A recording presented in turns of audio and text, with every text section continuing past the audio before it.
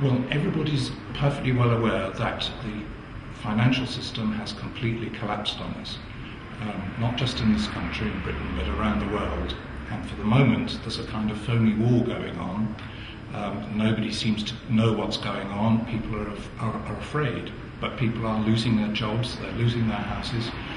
It's a really, really serious situation. The meeting tonight in Bristol is a regional meeting, or a more localised meeting, to bring initially people together who are immediately interested in these issues and can see those sorts of connections, and to build from that into what we hope will be a much longer term campaign. In the rich countries of the world, we're going to look at 42 million people out of work. In the poor countries of the developing world, over 200 million more working people and their families pushed out of work and into extreme poverty. What's happened worldwide, both in the north and the south, is workers' conditions of service, workers' rights, workers' pay has decreased. And one of the side effects of this is that workers have had to borrow more and more. I mean, the people who are largely responsible are those who've led the financial institutions that have behaved in an entirely reckless and irresponsible way. Not only have they paid themselves hugely inflated salaries, but they've also wasted billions of pounds of our money. They've lent money to people who could least afford to pay it back, leaving them enslaved by debt. You're looking at about, very conservatively estimated, about $160 billion a year that's lost through tax evasion to developing world countries. Then you look at the amount of money that's lost because huge amounts of global assets, around $11 trillion of global assets, are held in tax havens, about $250 billion a year. And I think what's really important here is we say, right, we know what the crisis is, but what are we going to do about it? What are we saying should be in its place?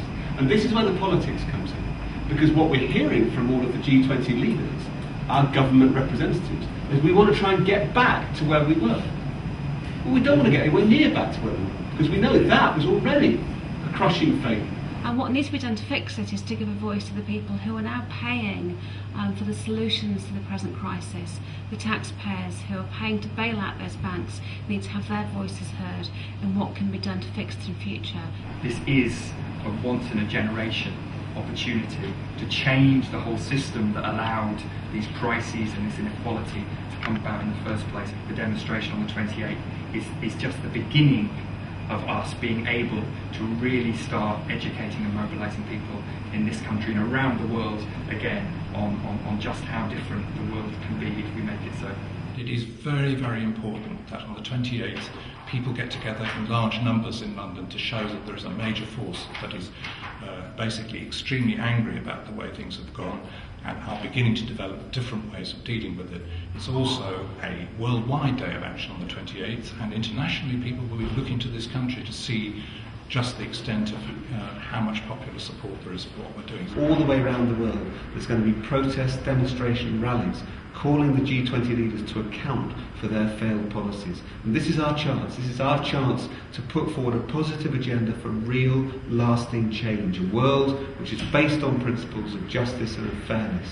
That's why everybody needs to come along. We need to send a really strong message to our leaders that business as usual is absolutely not an option. We need change, and we need it now.